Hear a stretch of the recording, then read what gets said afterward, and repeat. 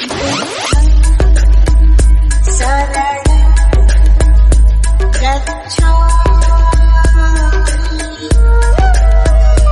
कोई काम बिगड़ जाता है तो उसे कोसते हुए कहा जाता है कि खुद को बुद्धिमान न समझो।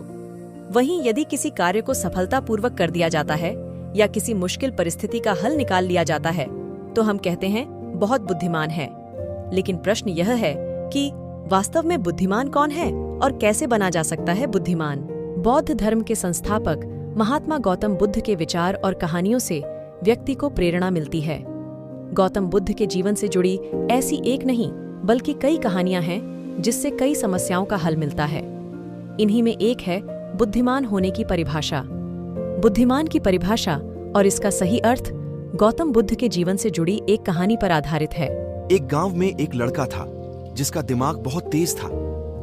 उसकी यह खासियत थी कि वह किसी भी चीज को बहुत ही आसानी और कम समय में सीख लेता था, जबकि उसी चीज को सीखने और समझने के लिए अन्य लोगों को काफी समय लग जाता था। लड़के की यह ख्याति दूर दूर तक फैल गई। सभी लड़के की तारीफ में कहने लगे कि उसके जितना बुद्धिमान कोई नहीं है। लड़का चित्रकारी, मूर्ति बनाना, गीत गाना जैसे अन्य कई चीजों को जानता था। अपनी प्रसिद्धि को बढ़ाने के लिए वह अन्य काम और चीजों को भी सीखने लगा। इस तरह से उसे अपनी बुद्धिमत्ता पर अहंकार हो गया, क्योंकि वह साधारण व्यक्ति होकर कई असाधारण काम भी आसानी से करने लगा था। एक दिन लड़के का सामना भगवान गौतम बुद्ध से हुआ। लड़के को खुद पर खूब अहंकार था और इस कारण उसे किसी से ईर्ष्या नहीं होती थी, क्योंकि वह खुद को ही श्रेष्ठ समझता था। लेकिन पहली बार उसे गौतम बुद्ध को देख ईर्ष्या हुई और वह अपनी तुलना बुद्ध के साथ करने लगता है। वह देखता है कि बुद्ध के पास भिक्षा मांगने के लिए एक कटोरा है और उसके पास अपार धन। बुद्ध ने साधारण वस्त्र धारण किए थे और उसके वस्त्र कीमती थे। बुद्ध नंगे पैर थे और वह नंगे पांव जमीन पर पैर भी नहीं रखता था। इस तरह से लड़का एक नहीं बल्कि कई चीजों से गौतम बुद्ध के साथ अपनी तुलना करने लगा। हर चीज से तुलना करने के बाद वह मन ही मन सोचता है कि आखिर मैं इस भिक्षु के साथ अपनी तुलना क्यों कर रहा हूं, जबकि इसका और मेरा जीवन बिल्कुल अलग है। वहां मौजूद सभी लोग गौतम बुद्ध का सम्मान कर रहे थे। लड़का सोचने लगा कि आखिर इनमें ऐसा क्या है जो मुझ में नहीं है, जिस कारण मेरे भीतर इनके प्रति ईर्ष्या पैदा हो गई। अपने मन में चल रही जिज्ञासा को शांत करने के लिए वह बुद्ध के पास जाता है। बुद्ध के पास जाकर वह कहता है, मैं इस गांव का सबसे बुद्धिमान व्यक्ति हूँ और आप अपने आसपास जो भी देख रहे हैं मैं वह सब करना जानता हूँ। मैं किसी भी कार्य को बहुत कम समय में सीख लेता हूँ, इसलिए सभी लोग मेरा सम्मान करते हैं। लेकिन फिर भी आपको देख मेरे भीतर ईर्ष्या पैदा हो गई। इसलिए मैं जानना चाहता हूँ कि आपकी उपलब्धि क्या है। सभी आपको इतना आदर सम्मान क्यों दे रहे हैं? लड़के के सवाल का जवाब देते हुए बुद्ध कहते हैं, मेरी कोई उपलब्धि नहीं है, लेकिन तुम कह सकते हो कि मेरी यही एक उपलब्धि है। बुद्ध लड़के से पूछते हैं, क्या तुम्हें निंदा अच्छी लगती है? लड़का कहता है कि भला किसे निंदा अच्छी लग सकती है? बुद्ध कहते हैं कि जो तुम्हें अच्छा और बुरा लगता है मैं इनसे भी ऊपर हूँ। मुझे ना निंदा सताती है और ना अपनी प्रशंसा से प्रसन्न होता हूँ। यही अंतर है तुम में और मुझ में। बुद्ध कहते हैं, तुमने सैकड़ों काम सीखे लेकिन सबसे जरूरी काम को सीखना भूल गए। लड़का पूछता है, कौन सा काम? बुद्ध कहते हैं कि क्या तुम्हें मन को नियंत्रण करना आता है? यह बात सुनकर लड़का समझ जाता है कि उसे बुद्ध से ईर्ष्या क्यों हुई। बुद्ध कहते हैं, जिसने संपूर्ण जगत जीत लिया लेकिन अपने मन को नहीं जीत पाया उसने कुछ भी नहीं जीता। वहीं जिसने अपने मन को जीता लेकिन अपना सब कुछ गंवा दिया फिर भी उसने सब कुछ जीत लिया। बुद्ध की यह बात सुन लड़के का अहंकार टूट गया। उसने बुद्ध से कहा कि क्या आप मुझे अपने मन को जीतना सिखा सकते हैं? बुद्ध कहते हैं, जरूर, लेकिन इसके लिए मैं तुम्हारी सभी उपलब्धियां छीन लूंगा। लड़का कहता है, मैं तैयार हूं। इसके बाद से ही लड़का ध्यान लगाने लगता है, क्योंकि ध्यान से ही मन को वश में किया जा सकता है। महात्मा बुद्ध ने ज्ञान पाने का रास्ता मेडिटेशन को बनाया था। उनके लिए ज्ञान पाने का मतलब अपनी बुद्धि को जगाना था। बुद्धि को जगाने के लिए उन्होंने अपने मन के हर विकारों जैसे कि चिंता, क्रोध, तनाव आदि को दूर किया। मन के इन विकारों को भी दूर करने के लिए उन्होंने ध्यान का ही सहारा लिया। जिस दिन बुद्ध ने ज्ञान पाया या खुद की बुद्धि को जगा लिया, वह दिन विश्व में बोधि दिवस 8 दिसंबर के रूप में मनाया जाने लगा।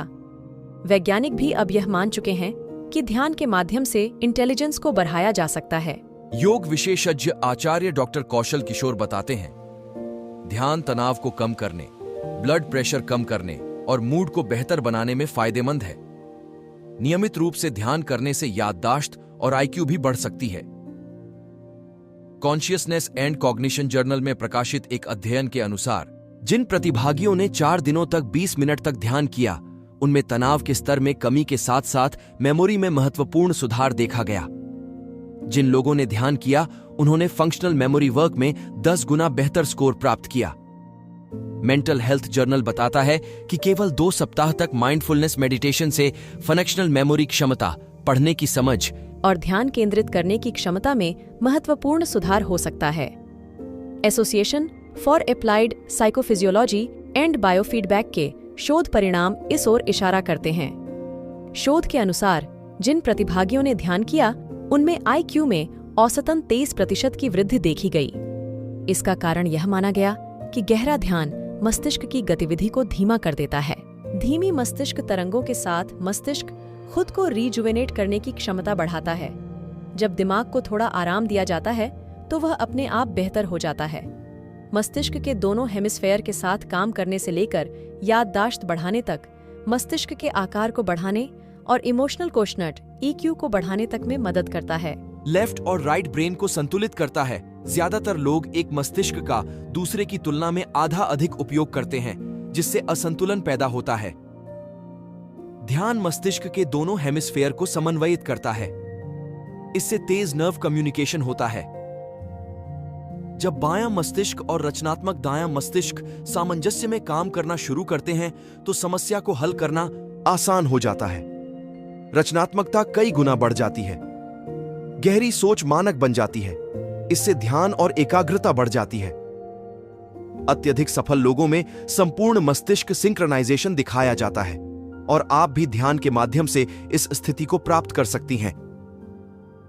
अमेरिकी विश्वविद्यालय के शोधकर्ताओं ने पाया कि ध्यान मस्तिष्क के कुछ क्षेत्रों की तंत्रिका ग्रे मैटर की मोटाई को बढ़ा देता है। ध्यान मस्तिष्क को बड़ा, होशियार और तेज बनाता है। उसी तरह जैसे शारीरिक व्यायाम मांसपेशियों को अधिक मजबूत और डेंस बनाता है, ब्रेन वेव पैटर्न को सक्षम बनाता है।